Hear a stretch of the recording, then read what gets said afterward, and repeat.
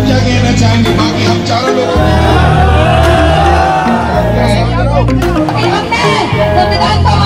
और अब मैं इस मंच के माध्यम से कहती हूँ, अगर मेरी जान भी चली जाए तो तारीख मैं देती हूँ जी, काम तुम्हारा होगा और तारीख हमारी होगी। अब ये आंदोलन पूरे मध्य प्रदेश से आगे बनेगा। ये जो आप देख रहे हैं, यह पूरी बाउंड्री है, ये अंदर कभी संत रविदास जी का स्थल है। ये पूरी बाउंड्री की है जिसे आप देख पा रहे हैं। ये तार फैंसी है जिसका कारण पूरा विवाद बना हुआ है। ये सामने आप देख पा रहे हैं। ये वैसे भी यहाँ पर क्या मसला चल रहा है, इस पर क्या कहना चाहेंगे? यहाँ पिछले 60-70 वर्षों से संत रविदास जी की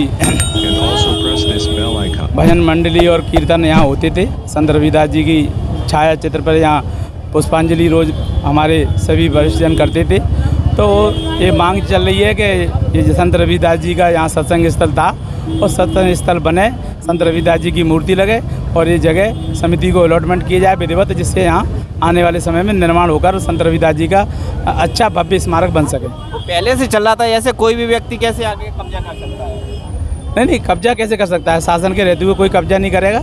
और विधिवत जो तार फेंसिंग की गई है वो कब्जा ही है। ये लोगों के इशारे पर, भारतीय जनता पार्टी के इशारे पर, सरकार के इशारे पर 145 की कार्रवाई प्रशासन ने की है। उसके खिलाफ हम न्यायालय में जाएंगे और अपना आंदोलन रखेंगे जारी। आदरणीय एडीएम साहब हमारे बीच में दो शब्द तो कहे, इतना तो तार फेंसिंग खोल दें कि हम लोग वहाँ जाकर पूजा कर सकें। देखिए, भावनाएं, धार्मिक भावनाएं हैं लोगों की अपनी अपनी। सब लोग शांत रहे, सब थोड़ा पीछे, थोड़ा तार फेंसिंग करवा दें कि हम लोग अंदर जाएं। देखिए बहुत ध्यान से सुनिए, आप लोग बाहर के नहीं, आप लोग हमारे, ठीक है? आपने कहा कि यह ज्ञापन लेना चाहिए, आपके सम्मान में मैं आए। हमारी कोई अभी दिक्कतें या कोई समस्याएं हैं तो कुछ लोगों के संग में, जिनकी जो सब मानते हो, प्रत्यक्ष से जो बैठक हो सकती है, कागज लेके जा सकती है, चीज़ों का समाधान हो सकता है। अभी जो फेंसिंग वाला जो मामला है, वो मामला जो हमारी एसडीएम कोर्ट में विचाराधीन है, और यदि कोर्ट में विचाराधीन है तो मैं कोई अभी यहाँ कमेंट नहीं करूँगा। उसमें निराकरण होगा, नियमानुसार निराकरण होगा, कानूनी निराकरण होगा। बाकी आप जो है ज्ञापन दे रहे हैं, ज्ञापन में संबंधित जो मुद्दे होंगे, विधि संबंधी उन पे प्रशासन हमेशा विधि संबंध मुद्दों पे कार्रवाई करता है। आपका ज्ञापन लेने हम आ गए।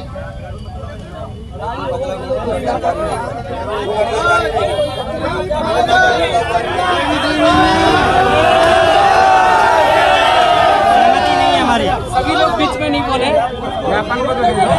सभी लोग बीच में नहीं बोले। हमारे जो भाई जो समाज बैठा है, जो निर्णय करेगा, जैसा कि सर हम लोगों को सूचना मिली थी कि एडीएम साहब ने 14 तारीख का समय दिया है, एसडीएम साहब ने, कि हम 14 तारीख को आपकी समस्या का निराकरण करने का प्रयास करेंगे। एसडीएम को मालूम है आपकी चर्चा होगी।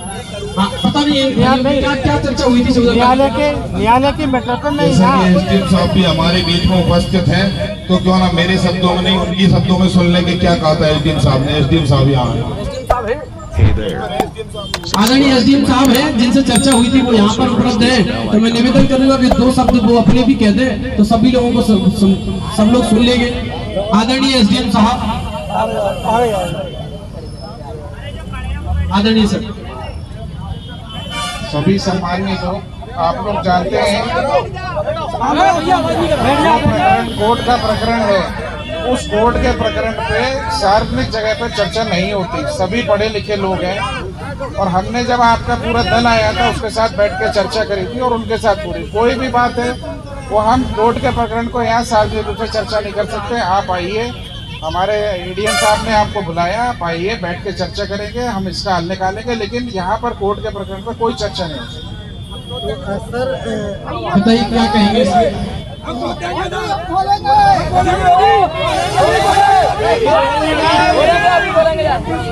मैं आदरणीय एसडीएम साहब आपसे विशेष निवेदन करता हूँ, भावनाओं का सम्मान करते हुए आप इतना तो रास्ता कम से कम दे दीजिए समाज को कि हर इंसान की अपनी भावनाएं होती हैं। आज आप लोगों का प्रकरण लगा हुआ है, मैंने बहुत शीघ्रता से उसको निराकरण करने के लिए प्रयास कर रहा हूँ। आप लोग आइए, पक्ष रखिए, और बिल्कुल आप जो कह रहे हैं बिल्कुल सहानुभूतिपूर्वक आपका निराकरण करेंगे, लेकिन आप लोग आइए तो क्यों? एक मिनट भैया, आराम से। क्या ऐसा अपन लोग कर सकते हैं कि 20-30 लोग यहाँ से धरना इसको जारी रखें वहाँ जाने के लिए? जो समाज के लोग निर्णय लेंगे वो मान्य होगा सर। सबकी इच्छा है कि वो यहीं पर बैठेंगे, और अब आगे की क्या कार्रवाई करनी है वो आप लोग तय करें।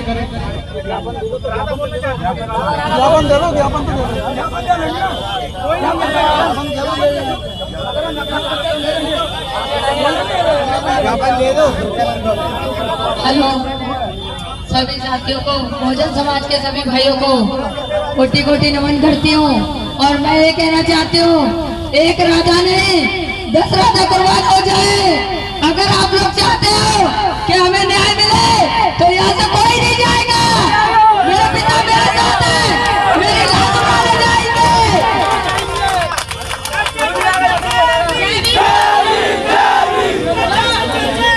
आप देख रहे हो यहाँ पर राधा सैनी जी हैं, जो लगभग 4 से 5 दिन से भूख हड़ताल पर हैं और उनकी हालत काफ़ी नाजुक है।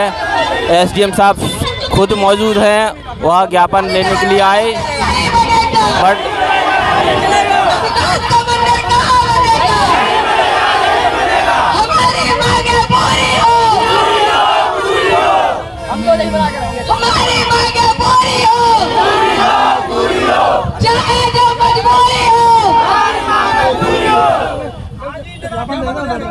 मैं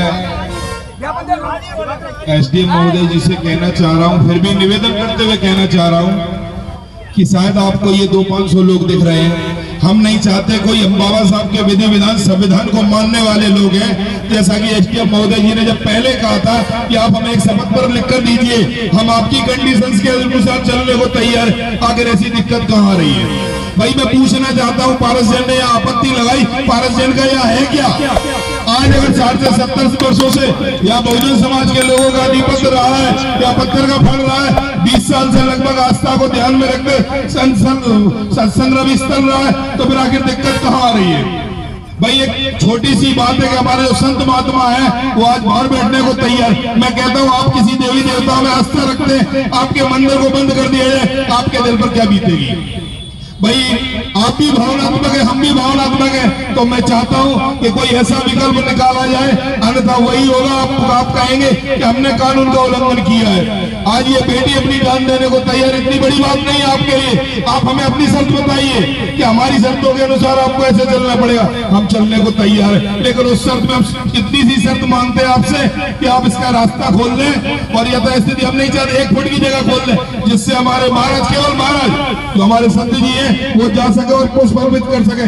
और जब भी आपके द्वारा निराकरण होता है हम उसका सम्मान करेंगे, और हो सकता है आप ही के हाथों से इसका उद्घाटन करेंगे कि सर आए आप उद्घाटन करें। तो मैं चाहूंगा कि ऐसा कोई विकल्प निकालें कि ये बहुजन समाज जो आज 1500 की संख्या में एकत्रित है वो लाखों की संख्या में एकत्रित ना हो। फिर हो सकता है आपको करंट में डिसीजन करना पड़ेगा, और फिर बाद में क्या होगा, 1, 2, 4 और केस लगा देंगे आप हमारे ऊपर जबरन उल्लंघन किया। तो मैं चाहूंगा ऐसा विकल्प ढूंढे, आपसे विशेष आग्रह और निवेदन है। अन्यथा आज इस बहन ने धमकी नहीं दी, हम चारों लोग बैठे हैं, हो सकता है आपके प्रशासन को मजबूरन होकर मजबूर होना पड़े और फिर ये डिसीजन अंततः बाद में करना पड़े। चलिए ठीक है, हम आपको देते, तो मैं चाहूंगा एक बार और सोचे और अपने विचार रखें, उसके बाद हम ज्ञापन देने का काम करें। हेलो, अगर हमारी बहन, छोटी बहन राधा सैनी को कुछ भी हुआ, उसकी जवाबदारी शासन प्रशासन की हो गई, और आज ही आपको निराकरण लेना पड़ेगा, क्योंकि हम लोग 12 दिन से हमें धरने पर बैठे हुए हैं। हम लोग कोई पूंजीपति लोग नहीं है, कोई बिजनेस वाले लोग नहीं है, कोई नौकरी वाले लोग नहीं है। हम लोग इस भारत में मजदूर, वो मजदूर है जो मकान बनाना चाहते हैं तो मकान तोड़ना भी जानते हैं। आदरणीय एसडीएम साहब, एडीएम साहब दोनों यहाँ मौजूद हैं। समाज की भावनाओं का, गुरु रविदास के प्रति जो समाज की भावनाएं हैं, मैं निवेदन करता हूं कि आप उनका सम्मान रखते हुए, क्योंकि निराकरण आपको ही करना है, विवाद तो जब होता है जब दो पार्टी हो, जब दूसरी कोई पार्टी ही नहीं है तो विवाद काहे का है। जब भारत सेन कोई पार्टी ही नहीं है, वो भूमाफिया है, वो होता कौन है यहाँ दावा करने वाला। ये शासकीय भूमि है और जितने भी ग्वालियर में मंदिर बने हैं, धार्मिक स्थल बने हैं, वो सब शासकीय भूमि पर बने हैं। तो मैं आपसे निवेदन करना चाहता हूँ सर कि समाज की भावनाओं का सम्मान करें और रास्ता खोल दें, क्योंकि अगर ये लोग हमारे समाज के भाई बहन अगर अपनी बात पर अड़े रहेंगे तो यहाँ कोई भी स्थिति बन सकती है। इसके लिए पूरी जिम्मेदारी प्रशासन की होगी।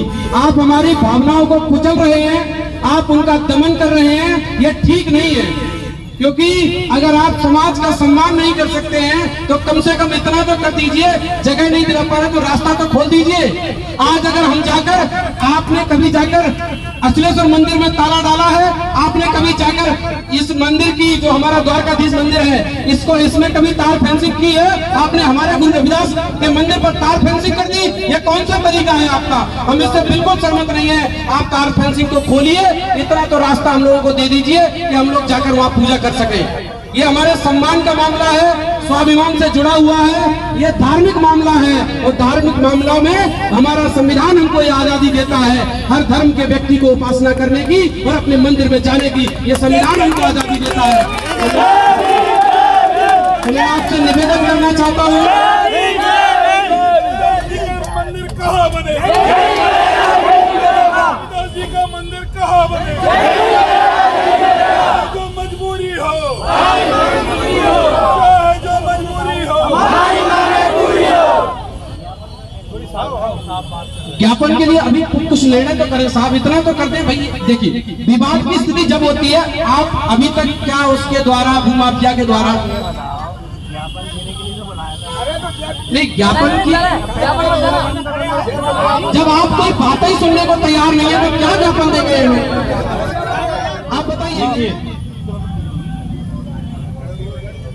आपकी भावनाएं और सारे समाजों के संग सबके लिए प्रेरणादायी है, पहली चीज। दूसरी चीज, हमेशा वही चीज हो सकती है जो कानून के सम्मत है।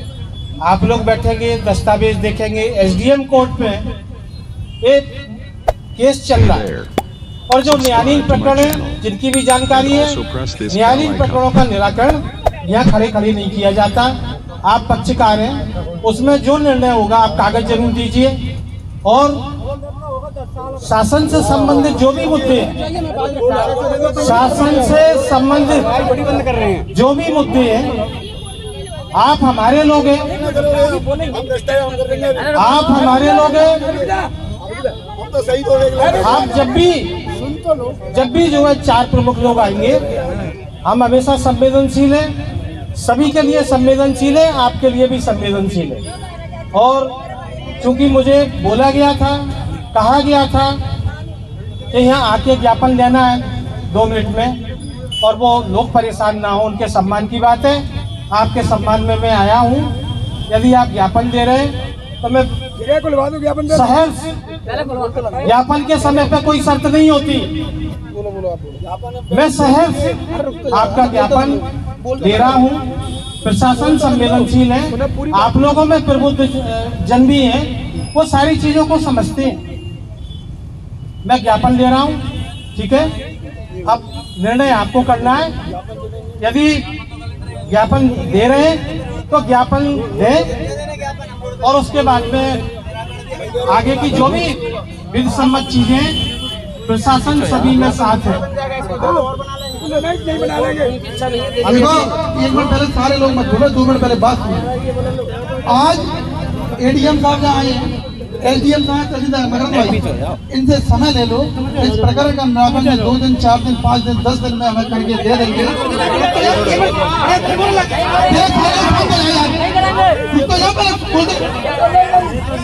ये प्रकरण आज हम पूरे इन्हें कागज दे रहे हैं, पूरे कागज सुन लो।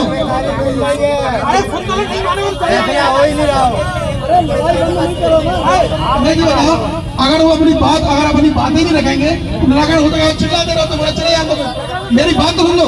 पूरे हम कागज दे रहे हैं, पूरे डॉक्यूमेंट दे रहे हैं इन्हें। 2 दिन, 4 दिन, 5 दिन का आप अपने हिसाब से समय बता दीजिए। हमारे अरे धरना दे रहे निरंतर, धरना तो उठने की वो नहीं कह रहे, पर उन्हें समय दे दो 2 दिन 5 दिन 10 दिन, इसके अंदर हमें निराकरण चाहिए। पूरे डॉक्यूमेंट हम दे रहे हैं। धरना हमारा निरंतर जब तक चलता रहेगा जब तक तार पेंसिल नहीं हट जाती।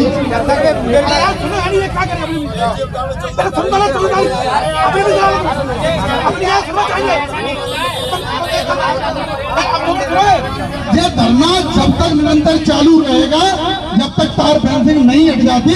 हम एडीएम साहब से आज पूछ रहे हैं कि वो निराकरण कब कर देंगे। धरना हमारा निरंतर चालू रहेगा जब तक ये तार फेंसिंग नहीं हट जाएगी। अगर प्रशासन अपने तरीके से अगर ये तार फेंसिंग हटा देगा तो हम राजी है, नहीं हम अपने तरीके से इनके समय के बाद खुद से तार फेंसिंग हटा लेंगे। देखिए, मैं स्पष्ट करूं, सब लोगों को कानून का सम्मान करना है और कानून का सम्मान करना हमारी बाध्यता भी है। ठीक है, धमकी और उसमें बात नहीं होती, हम सब साथ में। लेकिन जानने वाले लोग ये कहेंगे कि हम अपने हाथ से कर लेंगे, ये मुमकिन नहीं है। रही बात जो कोर्ट की बात है, बहुत जल्दी उसका निराकरण किया जाएगा। आप अपने डॉक्यूमेंट जरूर लगाएं। अब यदि एक समय बता दो, शीघ्रता से किया जाएगा। अब मोदी जी मेरी बात सुनिए, अब आप सब लोग निवेदन सुनेंगे। डिस्कशन बहुत हो गया है। कभी भी 4 लोग बैठ, डिस्कशन 100 के बीच में नहीं होता, ज्ञापन के बीच में सवाल जवाब नहीं होते, ज्ञापन दिया जाता है। उन मांगों पे हम सामाजिक तौर पे ही आए, उन मांगों पे बाद में चर्चा होती है, प्रबुद्ध जन बैठते हैं, उसका कोई हल निकालते हैं, वो हल सबको जो है स्वीकार होता है। ये आगे की चीजें, तो इतने डिस्कशन की यहाँ आवश्यकता नहीं है। आप यदि ज्ञापन दे रहे हैं, मैं उपस्थित हूँ, और ज्ञापन नहीं दे रहे हैं तो वैसा बता दीजिए। सामने वाला कोई भूख एक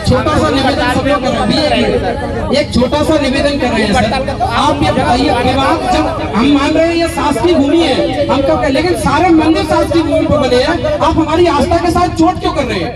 ये हमारी आस्था जुड़ी हुई है, सारे मंदिर सरकारी भूमि पर है, तो ये हमारा भी मंदिर है। आप इसकी तार फेंसिंग करके जा रहे हैं। आप डिसाइड कर लें, देना है कि नहीं देना है। मैं सवाल जवाब के यहाँ नहीं दे पाऊँ। एसडीएम ने हमको 14 तारीख दी थी कि 14 तारीख को हम तार खोल देंगे। जो लोग हमारे भूख हड़ताल पे बैठे हुए हैं वो मर जाएंगे तो क्या होगा, बताएं आप, प्रशासन बताएं हमको। और हम भूख हड़ताल पे उनके बारे में आप क्या कहेंगे? जो लोग भूख हड़ताल पे हैं, अगर प्रशासन उनको कुछ हो जाता, प्रशासन क्या जिम्मेदारी लेगा इसकी? आपका सवाल क्लियर नहीं हो रहा है, आवाज आ रही है, सवाल क्लियर नहीं हो रहा है, इतने शोरगुल में सुन नहीं पा रहा हूँ। चलो सर, सभी लोगों की सिर्फ एक मांग है कि उनको रास्ता मिल जाए, जो निराकरण होगा जब होगा सर। एसडीएम मुरार के न्यायालय में न्यायालयीन प्रकरण प्रचलित है।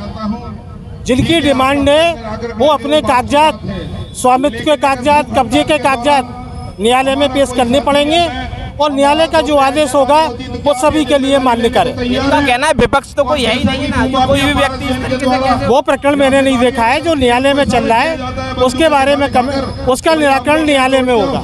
ये दस्तावेज जो है वहाँ जरूर लगाए। आपने तो अपने सीधे से शब्दों में कह दिया कि हम निराकरण, जैसे कि आपने सुना एसडीएम साहब कोई भी बात नहीं रखना चाह रहे, निराकरण का कुछ नहीं कह सकते कि आप निराकरण नहीं कर सकते, तो हम स्वतः निराकरण करने को तैयार हैं।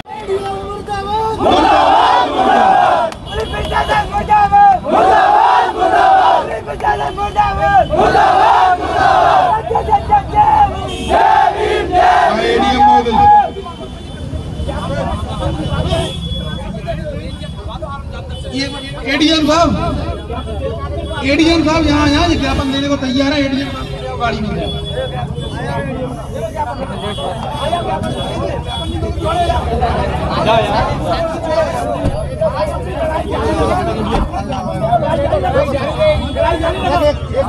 जारी रहेगा,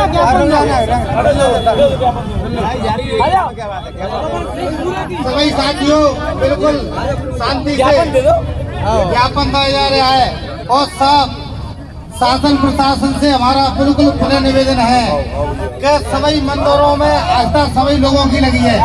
तो सर ऐसा ना हो कि आप ज्ञापन लेने के बाद में हमको याद भूल जाए। याद नहीं भूलना चाहिए था।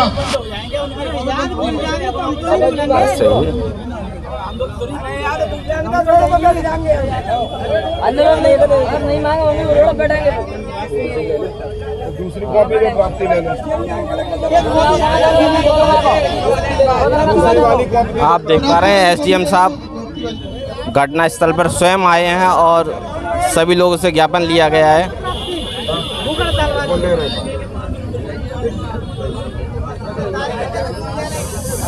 सर, एक अनुमानित समय कुछ निर्धारित कितने समय में कुछ कार्रवाई की जा सकती है जिससे जो लोग भूख हड़ताल पर वो अपना अनशन तोड़ सकें, वो कुछ अन्न ग्रहण कर सकें, अन्यथा उनकी जान। भूख हड़ताल वालों से आग्रह है, सबके बीच में आग्रह है, हमारे लोग हैं, कानूनी सम्मत हल खोजे जाने चाहिए। भूख हड़ताल की जगह पे भूख हड़ताल समाप्त करें, शासन और प्रशासन में भरोसा रखें, शासन सभी का है। उनको आश्वासन तो दिया जाए कि कितने समय लग सकता है। समय और जो कागजात प्रस्तुत करें, बहुत शीघ्रता से निराकरण किया जाएगा। अपने दस्तावेज प्रस्तुत करें एसडीएम न्यायालय में। समय कुछ भी निर्धारित नहीं किया। मैं बताता हूं सर, आप बताएं सर, आप क्या कहना चाहेंगे? एसडीएम साहब ने कोई भी समय निर्धारित नहीं किया। एसडीएम साहब ने कोई भी समय निर्धारित नहीं किया। हमें पता नहीं कि एसडीएम साहब पे क्या दबाव है। हालांकि स्वतंत्र प्रभार में पदाधिकारी होते हैं, आईएएस होते हैं।